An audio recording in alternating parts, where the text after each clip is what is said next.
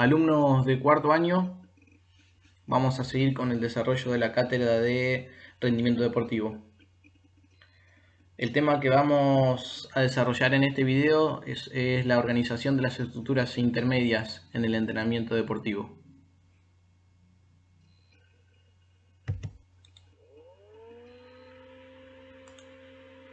Antes de pasar a desarrollar las estructuras intermedias, vamos a ver lo que es la periodización deportiva.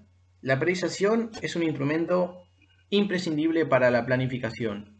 ¿Qué quiere decir? Que la planificación también al mismo tiempo es más amplio, ya lo vamos a ver más adelante, ¿sí? Y la periodización es parte de la planificación. La periodización es la secuenciación y temporalización de los contenidos, teniendo como punto de referencia las 4 variables claves o componentes de las cargas claves, que serían la frecuencia, el volumen, la intensidad y la densidad, ¿sí? Que también lo hemos visto en entrenamiento de segundo año, que algunos autores, como por ejemplo Jürgen Weineck, pone también a la duración como otro componente de la carga o como otra variable a tener en cuenta.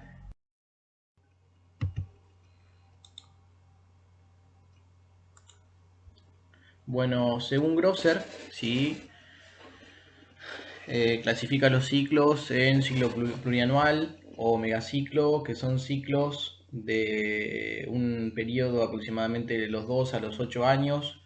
Generalmente también se les llama ciclos olímpicos, ¿sí? Los Juegos Olímpicos son por ahí el objetivo principal de los atletas de rendimiento y generalmente planifican en base a esos ciclos, ¿sí? El ciclo anual, ¿sí? También llamado macrociclo, es con respecto a el ciclo competitivo que tengan. Tal vez el fútbol, que se divide en 2 semestres, en 2 tipos de torneos, estaríamos hablando que el fútbol en este caso tendría 2 macrociclos. Pero estos ciclos están sobre todo determinados por la cantidad o por la necesidad de las principales competencias que tenga o de llegar a los picos máximos de rendimiento. Estos macrociclos se dividen en etapas generalmente de preparación, de competición y una etapa transitoria, ¿sí? Una etapa transitoria generalmente eh, es donde existe una pérdida de rendimiento. En la etapa competitiva o en el periodo competitivo es donde mayor rendimiento este atleta debe tener, y en la etapa de preparación, que ya sea general y específica, que la vamos a ver más adelante, es donde busca el atleta acondicionarse para enfrentar esas competencias, ¿sí? Los mesociclos duran aproximadamente un mes. Nos podemos plantear objetivos a mediano plazo, a diferencia de los ciclos plurianuales o megaciclos, que se plantean objetivos a muy largo plazo, y en los macrociclos objetivos a largo plazo. En este caso, la duración es de aproximadamente 30 días e incorpora entre 2 y 6 microciclos. Los microciclos tradicionalmente se les llama a la semana de la semana de entrenamiento, o pueden durar de 2 a 14 días, ¿sí? En algunos deportes, estos microciclos, como los deportes eh, de pelota o los deportes acíclicos, donde se compiten generalmente los fines de semana, una vez por semana, pasa a ser una de las estructuras más importantes de la periodización. El ciclo diario, que puede tener entre 1 y 5 sesiones de entrenamiento por día, eso hay que tenerlo en cuenta. Un día no significa que entrenamos una sola vez. En algunos deportes, o según la necesidad que tengamos, podemos entrenar hasta 5 sesiones el mismo día. La sesión de entrenamiento tiene una duración mínima de 30 minutos. Cualquier contenido que desarrollemos en esa sesión es considerada sesión a partir de que si le hemos trabajado 30 minutos mínimamente para lograr una adaptación mínima con esa carga que hayamos aplicado, y máximo a 3 horas, sabiendo que estas 3 horas en algunas disciplinas pueden llegar hasta extenderse, ¿sí? La sesión de entrenamiento está compuesto por una parte introductoria, un acondicionamiento previo que nos va a adaptar hacia la parte principal, y la regeneración facilitada, que generalmente es la última parte de la sesión de entrenamiento, pero a continuación la vamos a desarrollar más profundamente. La sesión de entrenamiento es la estructura elemental y operativa del proceso de entrenamiento, ¿sí? Es la parte más pequeña de toda la periodización. En los contenidos debemos hacer una buena elección de lo que son los ejercicios, los métodos, las cargas, con respecto a su dosificación, los medios que vamos a utilizar, ¿sí? Todo en base a la planificación que deberíamos venir desarrollando o que previamente tendríamos que tener, ¿sí? En un día puede haber varias sesiones de entrenamiento, según los objetivos que tengamos y el nivel deportivo. Generalmente en los periodos de pretemporada o en los periodos de preparación, la cantidad de sesiones comparada con el periodo competitivo son mayores, ¿sí? Ya que en el periodo competitivo se busca tal vez no tanto una carga funcional, sino más precisa, más específica y con mayores recuperaciones como para tener un buen rendimiento a la hora de competir. El tiempo de la sesión, como dijimos, va entre los 30 minutos y los 180 minutos, ¿sí? Según el contenido, según también el deporte. En deportes como el ciclismo, tal vez el maratón o los que realizan Ironman, muchas sesiones superan los 180 minutos. Depende de la especificidad del deporte. La densidad que tiene que haber entre sesión y sesión dentro del mismo día tiene que ser de 2 a 4 horas como mínimo, ¿sí? Para que los picos, para que los niveles hormonales se vuelvan a estabilizar y tenga mayor efecto. Si no hay separación de más de las 2 horas, no se cuenta como, se contaría como la misma sesión del entrenamiento. La evolución de los procesos de recuperación son las que determinan las cargas posteriores, ¿sí? Y con respecto a lo que vamos a ver en esta cátedra, recuerden lo siguiente, que todo lo que hacemos hoy en el entrenamiento, ¿sí? Va a repercutir en el mañana, y lo que hicimos ayer repercutió en hoy, ¿sí? Eso lo tenemos que tener muy claro. La organización interna, ¿sí? Dentro de lo que es la sesión de entrenamiento contamos con 4 partes. La introducción normalmente se compone por los conceptos teóricos que hacen a los objetivos de la sesión, donde reunimos a los atletas o al atleta y explicarle cuáles van a ser los propósitos y cuáles van a ser los objetivos de la sesión que se va a desarrollar posteriormente. Con respecto al acondicionamiento previo, va a depender de muchos factores como la temperatura ambiente, el nivel de deportista y sobre todo la parte del desarrollo, que es lo que se va a realizar. Generalmente tiene una orientación al principio bastante general, buscando lo que es elevar el nivel funcional, y una parte específica que es ya buscar lo específico del deporte o lo que se va a desarrollar como parte principal de la sesión del entrenamiento.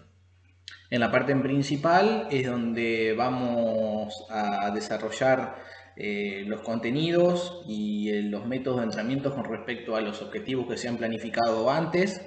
Regeneración facilitada, con la recuperación facilitada se busca bajar los niveles funcionales en forma progresiva, ¿sí? Desde el punto de vista activo, y también se puede hacer desde el punto de vista pasivo, depende de lo que se desarrolló en la parte anterior. Y es donde realizan el feedback los entrenadores con los atletas y hacen el balance de lo positivo y lo negativo que pudo haber dejado el desarrollo del entrenamiento. Tipos de sesiones de entrenamiento pueden llegar a dividirse en sesiones con objetivos selectivos y sesiones con objetivos de conjunto. Con objetivos selectivos es cuando exclusivamente vamos a buscar la preparación condicional de alguna capacidad específica, o un entrenamiento técnico o un entrenamiento técnico. Pueden llegar a ser estas cargas de forma uniforme, mantenidas de igual orientación, cargas uniformes adaptadas de igual orientación o cargas variadas de igual orientación, ¿sí? Las sesiones con objetivos de conjunto, ¿sí? Es el desarrollo de varias cualidades que en la fase A, en la fase fundamental, se hacen de manera consecutiva. Primero una, se finaliza y se sigue con con otro trabajo específico. Y con respecto a las cargas de trabajo con diferente orientación de forma conjunta, es la que se trabajan simultáneamente, pero de forma ordenada. Distintas orientaciones, ¿sí?, dentro de una misma sesión. ¿Sí? Pero vamos a tener la interacción positiva, es cuando una orientación refuerza la otra. Si por ejemplo hacemos un trabajo de fuerza explosiva o fuerza máxima y después hacemos un trabajo pliométrico o un trabajo de velocidad, ¿sí?, sin que nos haya fatigado la primera parte de fuerza, sería beneficioso. ¿Sí? Interacción nula cuando la actividad que realicemos antes de realizar otra no tenga ningún tipo de efecto o no marque diferencia. La interacción negativa es cuando trabajamos primero ya sea una capacidad, un ejercicio, no le demos demasiado tiempo para realizar esta segunda parte, o en la primera parte conseguimos una fatiga considerada y los segundos contenidos que queramos trabajar no se puedan desenvolver al máximo. Otras formas de distribuir las sesiones, ¿sí?, es dividirla exclusivamente en sesiones de aprendizaje y entrenamiento de la técnica y de la táctica. Por otro lado, dividir exclusivamente en el trabajo fundamentándose o haciendo énfasis en lo que es el acondicionamiento físico. Y por otro lado tenemos las sesiones de valoración, que son los de control y los de test, y los que analizamos el nivel de nuestro deportista. Con respecto a la distribución de la sesión a lo largo del día, determinar el horario de entrenamiento, determinar el nivel de la carga de la sesión y cuál es el horario ideal, son tres cosas que se complementan en el sentido que determinar el horario del entrenamiento va a depender del mejor horario que predisponga el atleta, ¿sí?, o los atletas. Si hablamos del punto de vista hormonal, los mejores horarios para entrenar son de las 10 de la mañana a las 13, ya a los 14 los niveles óptimos empiezan a descender y empiezan nuevamente a elevarse aproximadamente a las 17 horas hasta las 20 horas. Cualquier entrenamiento que hagamos, según los libros, después de las 20 horas, 21 a 22 horas, está totalmente contraindicado, ¿sí? Está totalmente contraindicado hacer entrenamientos de velocidad y de fuerza muy cercano al tiempo que nos despertemos, ya sea de una siesta o cuando nos despertemos a la mañana. Tiene que haber por lo menos 3 horas para que el sistema nervioso logre activarse y ese entrenamiento tenga un mejor efecto, ¿sí?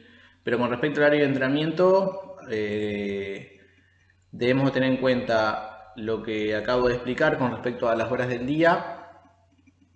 Hay que tener en cuenta el horario que tiene el atleta. Deberíamos tener en cuenta el horario en el día en que también compite, para que ciertas sesiones de ese microciclo que haga mínimamente lo haga en ese horario, ¿sí?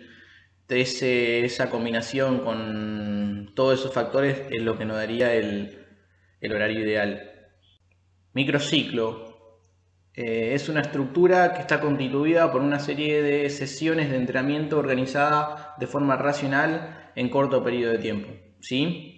Sí, una línea de representación vertical, ¿sí?, del mesociclo está siempre compuesta mínimamente por dos partes, una parte estimuladora y otra parte que sería de restablecimiento. Sí o sí, el microciclo tiene que tener 2 o 3 sesiones como mínimo, y sí o sí una de las sesiones tendría que tener una parte más estimuladora, ¿sí?, donde tenga más impacto el volumen e intensidad, y otro el restablecimiento o la recuperación. Se supone que un microciclo tiene una unidad temporal mínimamente de 3 días, o autores dicen 2 días, una que tengan mínimamente una sesión de acumulación y otra de restablecimiento, ¿sí?, pero que rara vez supera los 14 días.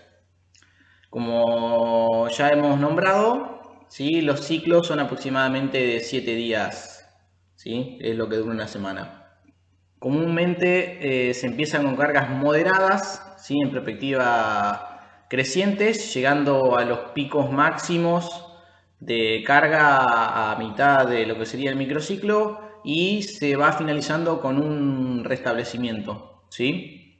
Con respecto a las combinaciones de estímulo, ¿sí? Pueden darse de 6-1, 5-2, 3-1 y 2-1. 3x1 son muy utilizadas en el entrenamiento de mediano rendimiento y en el alto rendimiento también, siempre y cuando se sigan adaptando bien a las cargas y mejorando el rendimiento. Y el 2-1 es más teniendo en cuenta para rendimiento de atletas más bajos, ¿sí? Pero la idea de combinar de estas cargas es que el rendimiento del atleta vaya en aumento, ¿sí? La combinación 6x1 significa que tiene 6 estímulos de aumento de carga y una de recuperación. Y el ejemplo del 2x1 sería hacer 2 sesiones estimuladoras y una de recuperación. Les recomiendo leer los tipos de microciclo que existen, ¿sí? Vemos un ejemplo de microciclos diseñados por Bompa, ¿sí? Que utiliza este método, donde vemos un 3-1, 2-1, ¿sí? 3 de cargas ascendentes, 1 de recuperación, 2 de cargas nuevo de acumulación y 1 de restablecimiento donde se busca el descanso. En esta diapositiva tenemos una combinación más complejo de 2 de acumulación con una recuperación no total, otra más de acumulación con una recuperación sí casi como es la del principio, otra de estimulación y recuperación en lo que sería el domingo al final de la semana. Y este es más un ejemplo de un microciclo que debería hacer un deportista que compita generalmente los fines de semana, donde tiene una acumulación de la carga con el pico máximo que dijimos hoy, tal vez de carga a mitad de semana, y buscando esa sobrecompensación para nuevamente el domingo tener ese pico de rendimiento. Mesociclos se consideran unidades de desarrollo parciales de objetivos cualitativos. Quiere decir que en estos mesociclos ya podemos buscar objetivos a mediano plazo donde podamos proponernos la mejora del rendimiento, y también en estos mesociclos ya puede haber también una pérdida de rendimiento en algunas de las capacidades, ¿sí? Se pueden conformar entre 2 y 6 o hasta 8 microciclos según la planificación que tengamos, va a ser según la periodización que tengamos. Algunos autores consideran armar los mesociclos en relación a los biorritmos evolutivos de los sujetos, que esto sucede entre los 21 y 28 días, ¿sí? Autores proponen mesociclos de ATR, ¿sí? Mesociclos creados por Usorini y Caverín, más adelante lo vamos a desarrollar en lo que es la planificación deportiva, donde están los ATRs complejos que se desarrollan entre 28 y 42 días, los concentrados entre 18 y 26, lo que hacen son hacer microciclos, uno de acumulación, otro de transformación y otro de realización misma donde se produce la competencia. En estos periodos de aproximadamente 21 y 28 días podemos aclarar que pueden llegar a ser de unos días menos y hasta 45 días. Los macrociclos van a depender del diseño de los ciclos anuales que tengamos, de nuestro calendario, de tener 3 competencias principales, 2 o hasta 4, ¿sí? Engloban un conjunto de metas a concretar, ¿sí? En un ciclo competitivo, es decir, un proceso de entrenamiento. Los macrociclos tienen 3 momentos, ¿sí? El momento de la construcción, de la forma deportiva, del mantenimiento y de la pérdida temporal. Donde tradicionalmente en el periodo de construcción, lo que sería la forma deportiva, se le llama periodo preparatorio, que se divide en el periodo general y en el periodo específico, en el periodo competitivo, que puede tener hasta un periodo de una precompetencia, que es la que nos va dando la puesta a punto a las competencias principales que tengamos, y el periodo de transición es donde aparece esa pérdida transitoria del rendimiento. Con respecto a los tres periodos que vimos anteriormente, el periodo de preparación, el periodo de competencia y el periodo de transición, lo vamos a desarrollar más adelante cuando demos los modelos de planificación y sobre todo cuando demos el modelo de planificación tradicional, ¿sí? Bien, lo que nosotros debemos hacer es, en realidad, es planificar, ¿sí? En base a las particularidades de las competencias que enfrentemos, a los intereses que tenga el deportista y el nivel de rendimiento o entrenamiento que tenga este atleta o este equipo que estemos dirigiendo o estemos entrenando. Los ciclos plurianuales son macroestructuras que incluyen varias temporadas, ¿sí? Varios ciclos competitivos. Abarcan entre 2 a 4 años planificados. Tienen reglas diferentes en relación a otras estructuras. Generalmente pueden estar entre dos competencias de gran relieve o de gran importancia como mundiales o Juegos Olímpicos. Pueden ser parte de un ciclo de formación del deportista, como por ejemplo en la etapa de formación infanto-juvenil, que lo vamos a ver en el cuadro de la siguiente diapositiva. Siguen al igual que los otros ciclos un proceso ondulatorio, siguiendo los principios básicos de una planificación tradicional. Estos ciclos plurianuales pueden efectuar en deportistas amateur o en las divisiones inferiores y de formación, y en los deportes cíclicos, en los deportes de tiempo y marca. En los deportes de equipo a nivel profesional son muy difíciles de ejecutar porque van dependiendo mucho con respecto a los presupuestos, tema que igual vamos a ampliar en los modelos de planificación, como les dije antes.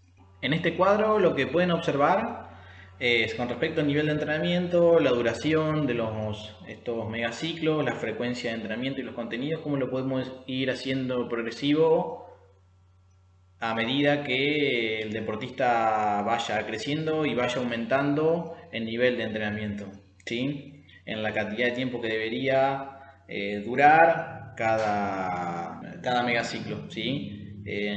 Hago una señal final que dice no olvidarse del desentrenamiento, ¿sí? Que es un proceso donde atletas que pasan de ser un deportista de rendimiento a abandonar el deporte, ya sea por una lesión que los deja fuera o porque la edad no le permite mantener el rendimiento. Es muy importante desde el punto de vista de la salud que también hagan un ciclo de mínimamente 2 años para lograr tener un proceso de desentrenamiento en el descenso progresivo de las cargas. Las estructuras que tienen una duración de 4 años, ¿sí? Al principio, que se lo toma en un periodo preparatorio entre 1 año y 2 años, ¿sí? Con la finalidad de aumentar el nivel general de las posibilidades funcionales tácticas y técnicas. En el tercer año lo que buscaría características de transformación, pero sin alcanzar la maestría deportiva, y en el cuarto año, donde tendríamos ese mundial, ese juego olímpico, es donde deberíamos buscar el mayor nivel en estos 4 años, ¿sí? En las estructuras de 2 años se produce en el primer año una adaptación del entrenamiento sin llegar a la máxima performance deportivo, y en el segundo año donde se buscaría la transferencia del entrenamiento a llegar a los logros máximos. En este último cuadro es para mostrar los tiempos en años en los que tardan en llegar a los máximos rendimientos unos atletas, ¿sí? Atletismo, gimnasia, fútbol, ciclismo de ruta, halterofilia, natación, vóley y tenis.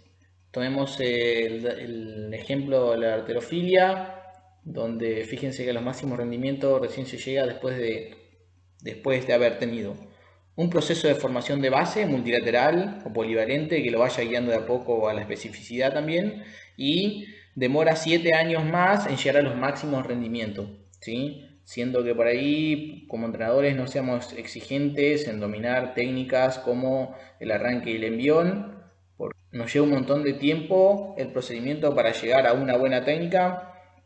Si queremos trabajar la fuerza para mejorar nuestro rendimiento deportivo, yo recomendaría que usemos los derivados de estos ejercicios. ¿Sí? Bueno, desde ya gracias. Espero que les sirva. Cualquier duda me pueden consultar. En el próximo video vamos a ver un poco los modelos de planificación tradicionales y las más contemporáneas. Así que bueno, espero que les haya servido. Disculpen por ahí algún problemita de edición. De a poco los iré acomodando. Muchas gracias, saludos.